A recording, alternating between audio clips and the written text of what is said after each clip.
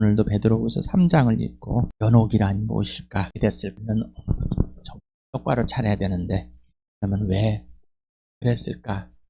왜 해야만 될까를 누리 문장 했으면 좋겠습니다.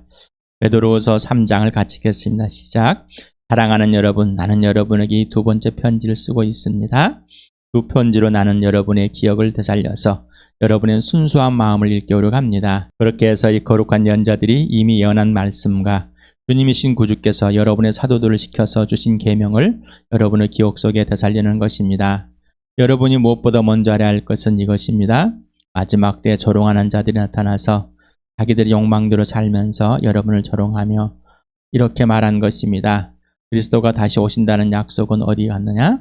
조상들이 잠든 이래로 만물은 창조 때부터 그래야 했듯이 그냥 그대로다. 그들이 이렇게 말하는 것은 하나님의 말씀으로 하늘이 오랜 옛날부터 있었고 땅이 물에서 나와 물로 말미암아 형성되었다는 것과 또 물로 그때의 세계가 홍수에 잠겨 망하여 버렸다는 사실을 그들이 일부러 무시하기 때문입니다.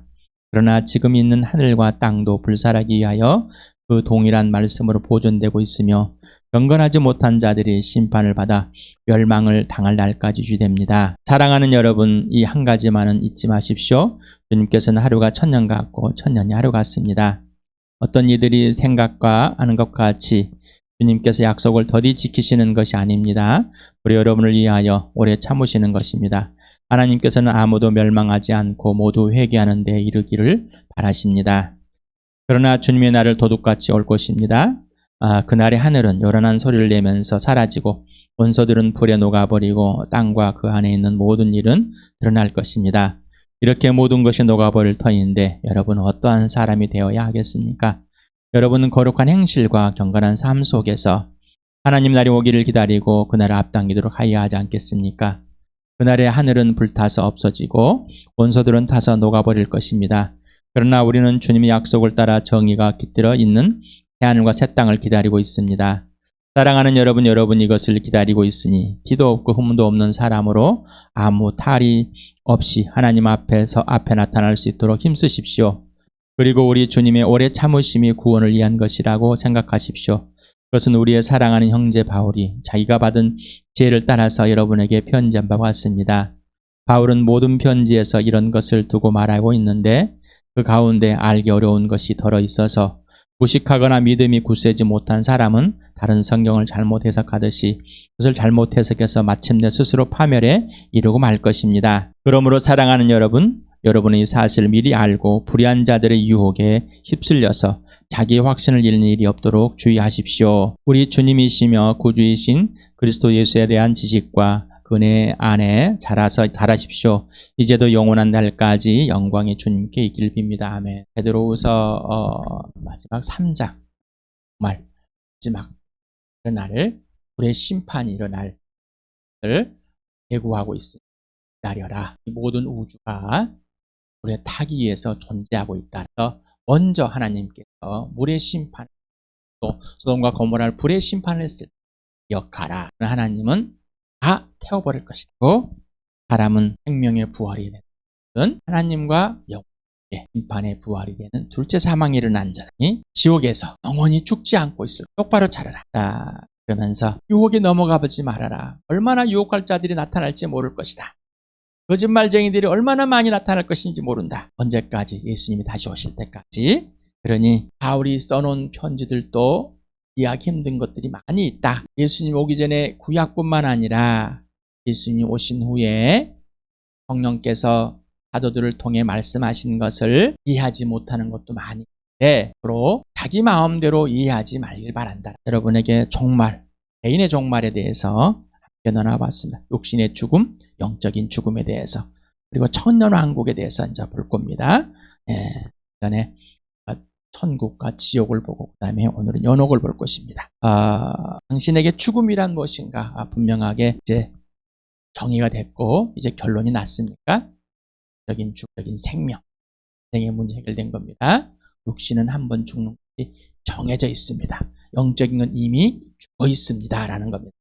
영적으로 산 자는 몸도 함께 하나님과 영원히 있는 것이고 영적으로 죽은 자는 하나님을 지옥에 있는 것입니다. 천국과 지옥, 연옥이라는 곳. 12세기 후반부터 용어가 사용됐을 그 전에는 연옥이라는 이 단어가 사용되는 것보다 그에 비슷한 것들이 있었다. 내용들이 비슷합니다. 왜 여기서 연옥을 다뤄야 될까?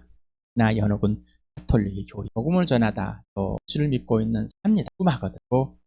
이 뭔가 부족하기 때문에 뭔가 좀 궁금한 것들이 있는 것 같습니다. 간단하게 또한 인터넷에 찾아보면 아주 잘 나와 있습니다. 찾아보시길 바랍니다. 조직신학 책을 읽거나 조직신학에서 연옥에 대해서 있게 여기서 다른 이유는 신학자나 목회자 그리고 교단의 영웅들이 틀린 것을 주장할 때 그의 파급 효과가 크기 때문이라는. 틀린 것을 주장할 때 우리는 틀렸는지도 모르고 살며시 받아들인다. 연옥이란 이 주제도 뒤에 사람 나오겠지만은 앞에 있는 사람들이 스물 이렇게 말했다가 이제 정치적으로 이 교황과 황제가 대립이 되는 상황에서 교황이 우세하려면 어떻게 교적으로 기독교란 종교로 모셔야 됩니다. 12세기부터 대두되고 14세기, 15세기 얘기를 하게 연옥이라는 것을 연제부까지 이제 살게 되는 한. 그래서 어떤 것은 스멀스멀 숨어 있다가 때가 되면 튀어나오면서 이 연옥의 교리가 1245년에 서방교회, 동방과 서방으로 로마에서 논화가 나눠지면서 동방교회, 서방교회 나눴습니다. 우리가 대부분 다루고 있는 서방교회에 있는 캐톨릭을 말하고 있습니다. 동방의 정교회보다는요. 그래서 리옹의 공회에서 처음으로 이 연옥에 대해서 교리를 인정하게 되고 완전히 인정이 되는 마지막에 트리엔트 공회에서 이렇게 트렌치 공이라고 완전히 결정되었다고 합니다.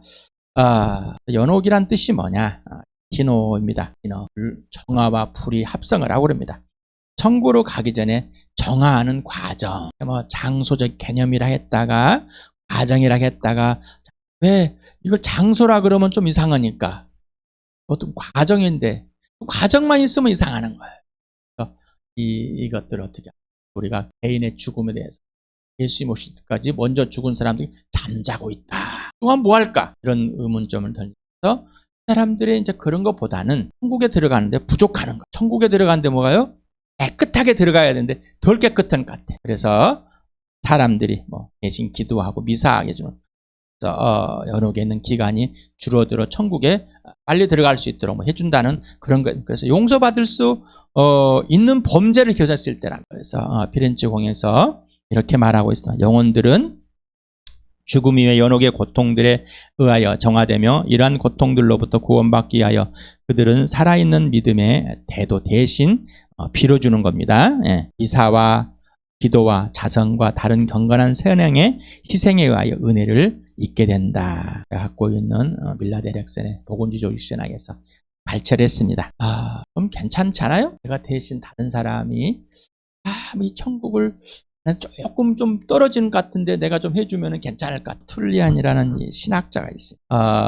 이 법률학자에 있는 사람들이 순교하는 걸 보고 예수 믿게 되었다고 합니다. 그런데 이제 이 사람은 또 이제 너무 율법주의에서 다른 또 이단으로 빠지게 됩니다. 근데 이분이 이렇게 썼답니다. 충성스러운 아내는 죽은 남편을 위하여 기도하며 특히 그 길에 기도한다. 만일 이를 실행하지 않는다면 이는 허위로서 남편을 배신하고 버리는 사람. 연옥이란 것보다 죽은 날 그 남편을 위해서 아내는 기도해야 된다. 이런 걸 써놨습니다. 어거스틴이라는 마이크를 보셨죠? 신학을 로마 캐톨릭의 신학을 집대성한 사람. 근데 이 사람은 마니교라는 이 마니교는 이 창샤가 마니인데 이 사람은 아주 이 잡종에 모든 종교를 다 섞어놨어요. 거로아스트교, 유대교, 뭐 기독교, 그 다음에 불교, 뭐 온 종교를 다 선택해놨어요. 그리고 자기가 이제 예수 다음에 진짜로 온 사람이다라고 요즘에 우리나라에는 신천지나 신천지만이나 안산왕 증인회 같은 뭐 이런 사람들 비슷한 내용들을 갖고 있어요. 자기가 예수라고 이제 막 선지자라고 안 같습니다. 그 사람이 있는 교회 이 마니 교회에 있던 사람입니다. 어스틴. 그러다가 이제 예수를 믿게 됐는데 그 죽은 어머니를 위한 기도 고백록에 자기가 쓴 고백록이 이렇게 이거는 저기 위키백과에서 제가 네이버에서 참조했습니다. 내 마음의 하느님, 내 어머니 죄를 위하여 주께 간구합니다. 십자가에 달리신 상처의 구속 능력으로 말미암아 내 기도를 들어주세요. 어머니가 아버지와 함께 평안히 쉬게 하여 주십시오. 내 마음과 소리와 붓으로 봉사하는 나의 형제들로 하여금 이 기도문을 읽을 때마다 주님의 종 모니카를 기념하도록 하소서. 뭐 이렇게. 어머니가 모니카입니다. 그래서 이 어거스틴이라는 것은 지금까지도 영향력을 미치는 칼빈이나 루터나 종교개혁자라고 하는 사람들이 이걸 받아가지고, 물론 이들을 위해서 이 어거스틴이 잘못된 가치관들을 갖고 있었던 것을 받아들이지 않았지만, 이런 사람들, 이렇게 유명한 사람, 영웅들이 남겨놓은 것 때문에, 그리고 또 이 사람들은 이 자기가 옛사람일 때 갖고 있는 이것들이 벌어지지 않습니다.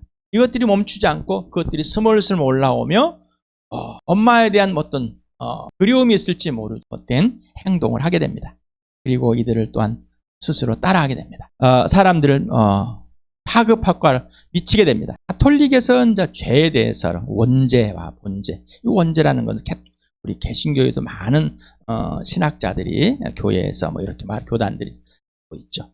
아담의 범죄 유전이다. 그 다음에 본죄, 본인 세상에 살아가면서 범죄하는, 본죄에는 대죄가 있고 소죄가 있다. 의식하지만 고의적으로 짓는 범죄는 큰 죄이다. 작은 죄는 세상에 집중함으로 윤리적 실천, 돈, 영혼이 성장에 방해되는 것을 생각했을 때 작은 죄이다. 그래서 세례를 받음으로써 이 모든 것이 해결됩니다. 그리고 또한 원죄는 세례를 받음으로 해결되고, 또한 이 본죄는 고해성사를 통해서 해야 된다고 이렇게 지금도 이렇게 가르치고 있습니다. 그러니 이런 베이직을 갖고 있기 때문에 어때요? 예수 그리스도가 십자가의 죽으심으로 죄가 용서됨을 완전히 끝내버린 것을 부족하게 받아들입니다. 여러분은 어떻습니까? 여러분은 어떠세요? 토마스 아퀴나스라는 이거는 철학을 하는 사람들, 부육학을 하는 사람들, 심리학을 하는 사람, 그냥 이렇게 철학을 하는 사람, 다 그냥 걸쳐 있는 사람들, 대단한 분입니다. 중세 스콜라 철학을 대표하는 토마스 학파를 창시하고 신학자입니다. 아주 유명합니다. 이분이 이렇게 썼습니다. 죽음 이후에 일어나는 정화는 형벌적인 고난을 통하여 이루어진다고 주장합니다. 이 생애에서 우리는 보속의 행위들을 수행함으로써, 보속이라는 대신 죄를 속해주는 것이죠. 행위들을 수행함으로써 정화될 수 있지만 죽은 다음에 그것이 더 이상 불가능하고, 지상에서 행위를 통하여 완전한 순결을 성취하지 못한 범위에 대해서는 지금 여기에 내세에서 많이 정화되어야 합니다. 연옥이나 정화의 장소입니다. 자, 여기서 많이 해줘야지만이 거기서 정화가 된다는 거. 자, 이런 것들은 유대교적인 것도 있습니다. 그리고 불교에서 대신 빌어주는 것은 더 좋은 모양으로 태어날 수 있는, 밀라드 에릭슨이 조익신학에 이렇게 발표를 했습니다. 여러분은 좀 어떻습니까? 거북스러운 것도 있을 또 그런가? 그런데 이렇게 계속해서 반복적으로 이 사실을 여러분에게 위협을 하고 두려움을 주고 불안을 준다면은 여러분도 이렇게 받아들이지 않을까요? 그래서 우리가 베드로후서 3장을 또 이 거짓 교사들이 살며시 유혹하러 들어온다는 겁니다. 유혹하러. 영웅들. 우리는 영웅이면 다 믿습니다. 그냥. 영웅을 만들어내려고 하야지. 영웅을 만들어서 영웅을 따라가는 것이, 영웅을 흉내내는 것이, 영웅이 하는 것을 그대로 받아들이는 것이 굉장히 좋아합니다. 성경적인 근거를 봅니다. 마카비서라는 이 책이 있습니다. 예수님 오기 전과 그 다음에 구약이 말라기가 선지자가 마지막 선지자 그 중간 지대에서 한 150년 60년대 이 마카비 가문이 형성이 됩니다. 그러면서 유대의 통치자가 되면서 이를 이끄는 집안들인데, 여기에 이제 기록한 것이 있습니다. 성경이 정경이 아니라 외경에 있는 건데, 12장 마카비후서, 마카베옥이 하곤이라고 가톨릭에서 합니다. 12장 39절 45절 죽은 전사자들을 위한 기도가 있습니다. 전쟁을 하다가 죽습니다. 과연 이들을 어떻게 할 것인가? 그러면서 이들을 위해서 기도하는, 여기에서 이제 발췌를 하고 이런 신약 성경에서는 어떻게 할 것인가. 자, 마태복음 12장 32절을 같이 읽어볼까요? 시작. 또 누구든지 인자를 거슬러 말하는 사람은 용서를 받겠으나 성령을 거슬러 말하는 사람은 이 세상에서도 오는 세상에도 용서받지 못할 것이다. 자, 용서받지 못할 죄를 지은 성령을 거스르는 사람들은 어떻게 할 것이냐 말이지. 이 땅에서. 그러면은 천국에 깔끔하게 들어가야 되는데 이 땅에서 지금 성령을 거스려 해버렸는데 예수를 거스르면 용서받았지만 성령을 거스르면 용서받을 수 없는 어떡하냐. 자, 이제부터 성경을 읽는데 마태복음 12장 30절은 찝찝하게 또 읽을 수 있습니다. 그러지 마시 바라. 성경을 오해하거나. 여러분, 누가 여러분을 거듭나게 해주셨죠? 누가? 하나님의 진령 성령이. 여러분이 예수님을 부인했습니다. 예수를 믿지 않았잖아요. 그런데 성령이 여러분을 예수를 믿게 해주셨습니다. 그런데 여러분이 성령을 거절해버렸습니다. 예수 믿을 수 있을까요? 없습니다. 예수님이 계실 때, 예수님이 살아서 육신으로 살아있을 때 아직 성령이 약속한 영이 오지 않아서 각 사람마다 그 영이 없었습니다. 영의 부어지. 그러나 예수님이 죽으시고 부활 승천하신 후에 여러분의 성령이 약속한 성령이 임했습니다. 그리고 모든 사람이 어떻게 해요? 그 성령으로 예수를 믿게 되었고 성령으로 거듭나서 성령을 따라 살게 만들었습니다. 자, 이렇다면은 예수를 시인하는데 성령을 거절할 수 없습니다. 그래서 우리 에베소서에 볼 때 또 데살로니가 볼 때 성령을 거역하지 마십시오. 성령의 인도를 받으십시오. 갈라디아 성령을 거듭난 자는 성령으로 인도함 받으십시오라고 이렇게 말씀. 로마서에서 성령을 거슬리지 말라는 겁니다.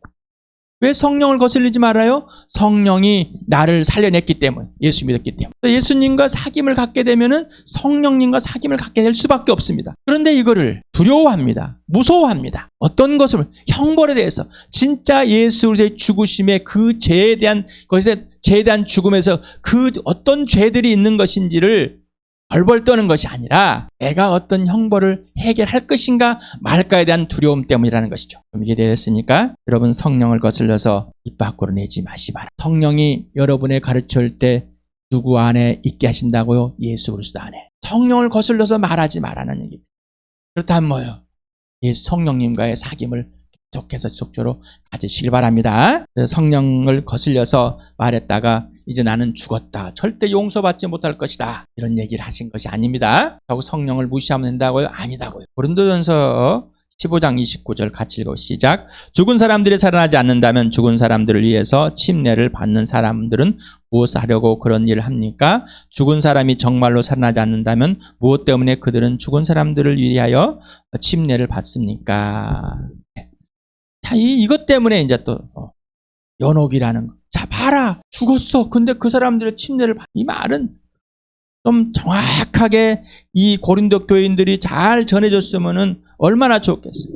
전해주지 못해 끝나버리니까 이렇게 논쟁이 나오는. 이 생각을 해봐서 왜 이런 것을 했을까요? 부활이. 왜 부활을 증거하면서 부활을 해서 바울이 기록하면서 왜 이 말을 넣었을까? 고민들을 해봐야 됩니다.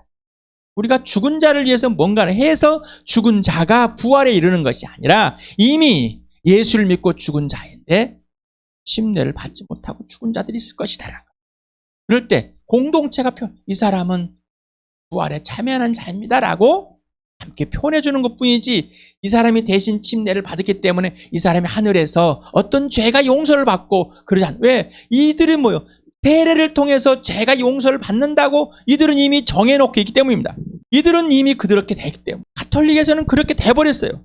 자, 여러분도 그러지 않습니까? 여러분도 어떤 것이 본질이고 어떤 것이 기조에 깔려있는가요? 여러분이 깔려놓은 것에 따라서 받아들여지기도 깔려놓은 것에 따라서 표현하게 되는 겁니다. 여러분에게 예수 그리스도, 인생의 주인, 인생의 목적은 오직 예수. 모든 본질의 모든 기준은, 모든 원인은, 모든 이유는, 모든 근거는 오직 예수입니다. 오직 예수. 오직 예수가 되지 않으면 이렇게 엄한 소리 하게 됩니다. 고린도전서를 같이 읽어봅시다. 시작. 누가 이 기초 위에 금이나 은이나 보석이나 나무나 풀이나 집으로 집을 지으면 그때 그에 따라 각 사람의 업적이 드러날 것입니다. 그날 이것을 환히여 보여줄 것입니다. 그것은 불에 드러날 것이기 때문입니다. 불이 각 사람의 업적이 어떤 것인가를 검증해 줄 것입니다. 어떤 사람이 만든 작품이 그대로 남으면 그는 상을 받을 것입니다. 어떤 사람 작품이 타버리면 그는 손해를 볼 것입니다. 그러나 그 사람의 구원을 받을 것이지만 불 속에서 헤치고 나오듯 할 것입니다. 자, 이것을 이제 끌고 들어와서 이 연옥이라는, 그래서 이 사람은 좀 겨우 그냥 들어가는 사람인데 이러면 안 되겠다. 그래서 대신 해주는 것이 어떠느냐라는, 대신 내가 이 땅에서 이 사람을 위해서 선행을 해주고 기도해주고 미사를 대신 예배를 해주고 이러면 왜? 야, 죽은 자리에서 침례를 받아주는데 이 정도 해준다고 뭐 괜찮지 않겠니라는 것이. 그런데 이 고린도전서 1장부터 딱 읽어보면은 뭔가 이거를 왜 설명하려는지를 알 수 있어야 됩니다. 우리가 조직신학의 교리를 만들 때는 내 마음에 맞는 내가 펼치고자 하는 것을 구절을 거기만 딱 뺍니다. 그런 경우들이 참 많습니다. 고린도전서에 하나님 아버지, 우리에게 은혜를 주신 분, 그리고 우리에게 사랑의 지식을 주신 분, 바로 예수 그리스도의 우리를 부르신 이유는 사귀게 해주셨고, 자, 예수님의 사귐이다. 자, 그러면 어떻게 될까요? 이제는 너는 예수 그리스도 안에 완전한 자가 되었고 더 이상 예수님만이 존재하고 예수님만이 기준이 되는데, 어떻게 해서 이제 나는 베드로파다, 나는 바울파다, 나는 아볼로파다, 나는 누구파다, 어떻게 그럴 수가 있느냐? 나는 누구에게 침례를 받았다, 나는 누구한테 교육을 받았다, 어떻게 분열될 수 있냐 말이야. 자, 그러면서 어떻게 무슨 얘기를 계속 하고 있어요? 자, 믿는 사람에게는 십자가는 뭐라고요? 구원의 능력이다. 하나님의 능력이다. 그러면서 나는 성령에 의해서 지혜 있는 세상에 있는 지혜인들 다 잠자게 만들고 오직 하나님만이 전부다. 그러면서 성령에 의해서 나는 벌벌 떨면서 이 복음을 전했는데, 이 성령님이 누구냐?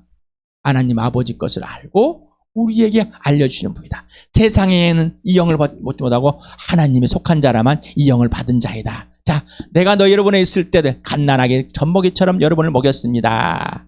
자, 그러면서 이렇게 말하는 거예요. 그러면서 말하는. 오늘 예수 믿고 죽으면서 예수 믿고 죽었습니다. 이 사람들은 어떻게 하죠? 어떻게 하죠? 네. 예수님을 따라서 앞에 것만 보고 예수님을 따라 살지 못한 그럼에도 불구하고 예수 그리스도의 피가 덮고 하나님 나라에 이미 들어가 있고 들어가는데 전혀 부족함이 없는 완전한 자가 된 겁니다. 우리 베드로전서 할 때 했었죠.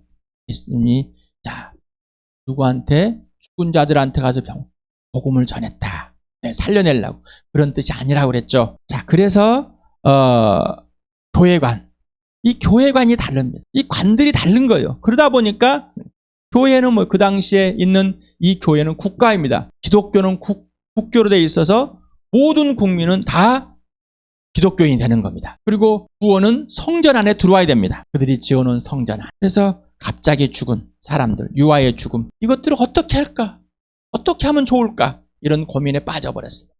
성경 해석에 대한 개인적인, 정치적인, 시대적인 해석의 오류들이 참 많습니다. 그래서 베드로도 편지를 쓰면서 이렇게 말했죠. 같이 읽어볼까요? 시작. 여러분이 무엇보다도 먼저 알아야 할 것은 이것입니다. 아무도 성경의 모든 예언을 제멋대로 해서는 안 됩니다.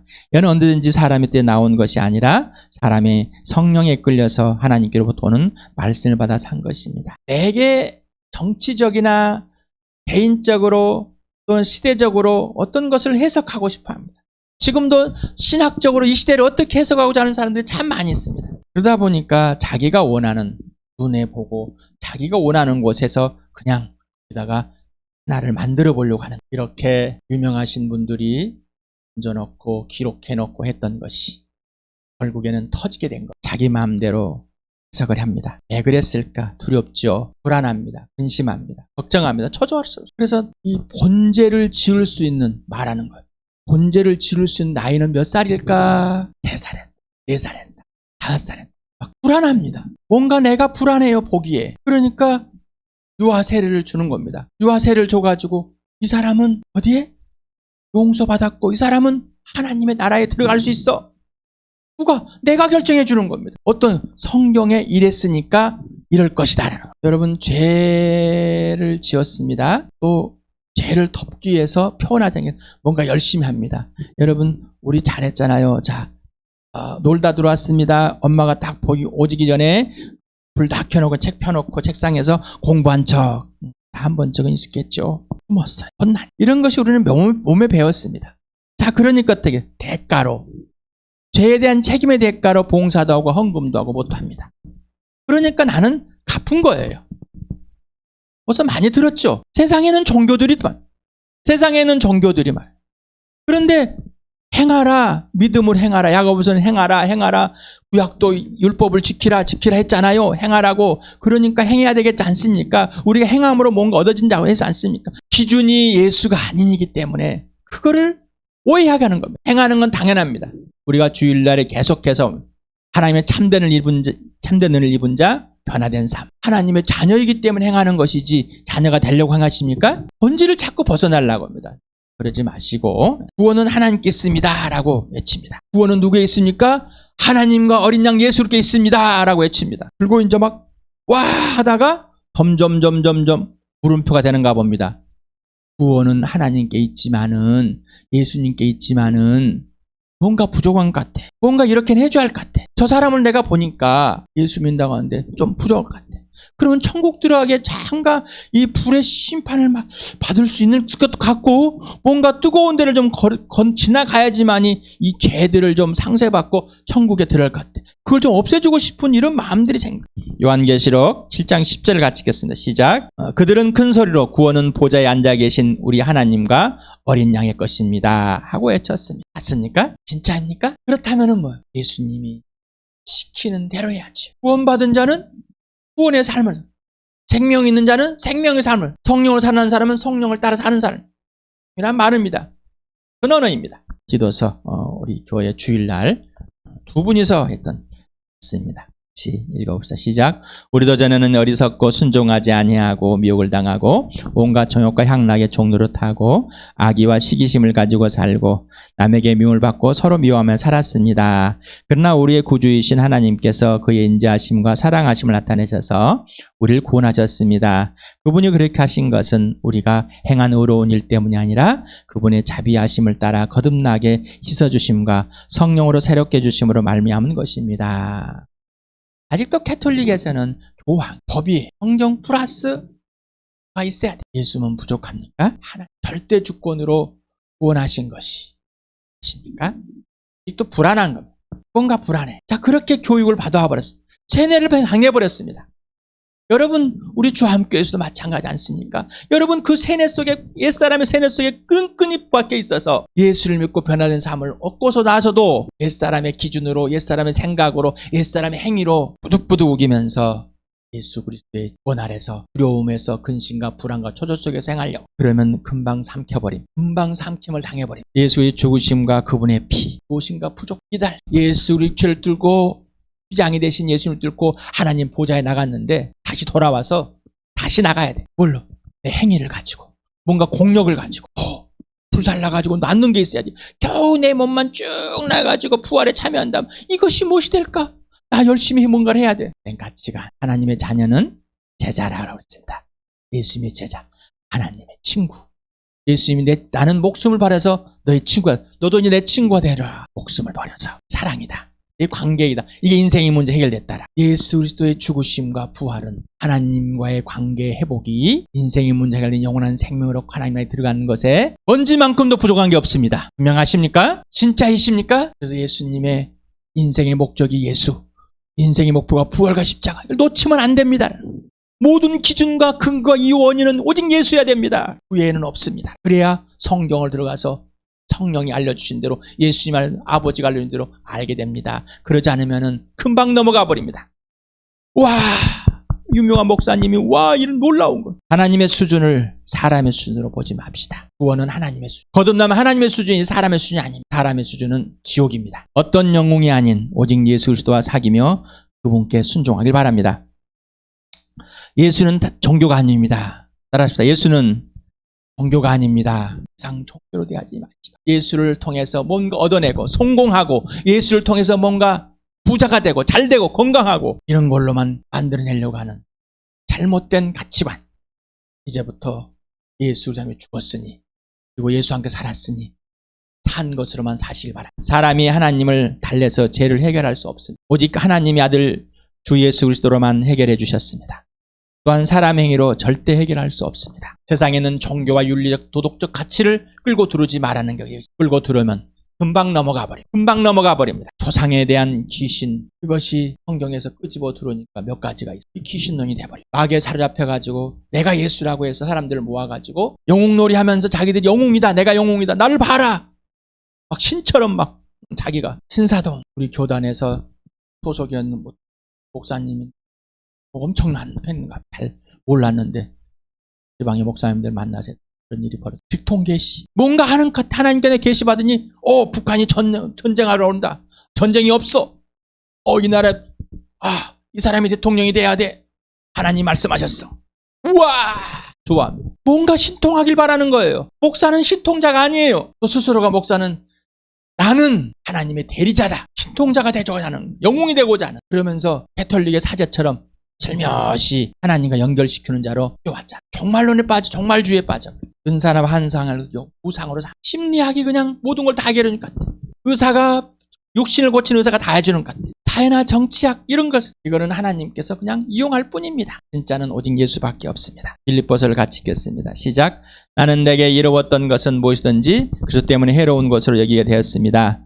그뿐만 아니라 내 주 예수 그리스도를 아는 지식이 가장 고귀하므로 나는 그 밖에 모든 것을 해로 여깁니다. 나는 그리스도 때문에 모든 것을 잃었고 그 모든 것을 오물로 여깁니다. 나는 그리스도를 얻고 그리스도 안에 있는 사람으로 인정받도록 합니다. 나는 율법에 생기는 나 스스로의 의가 아니라 그리스도를 믿는 믿음으로 말미암아 오는 의, 곧 믿음의 근거하여 하나님에게서 오는 의를 얻으려고 합니다. 내가 바라는 것은 그리스도를 알고 그분의 부활의 능력을 깨닫고 그분의 고난에 동참하여 그분의 죽으심을 본받는 것입니다.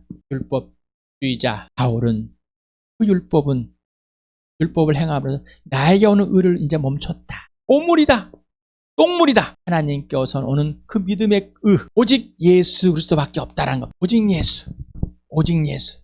내가 무엇이 아는 것처럼, 계시를 받은 것처럼 내가 뭔가 행해왔던 것들을 저 끄집어 들이지 마시고, 예수와 함께 죽으셨습니까? 그러면 예수와 함께 살았으면 예수만입니다. 예수만. 날마다 부활을 경험하시고 예수 그리스도의 지시하는 대로만 사는 그 고난에 참여하시고 죽기까지 본받는 나와 여러분 되기를 축복합니다.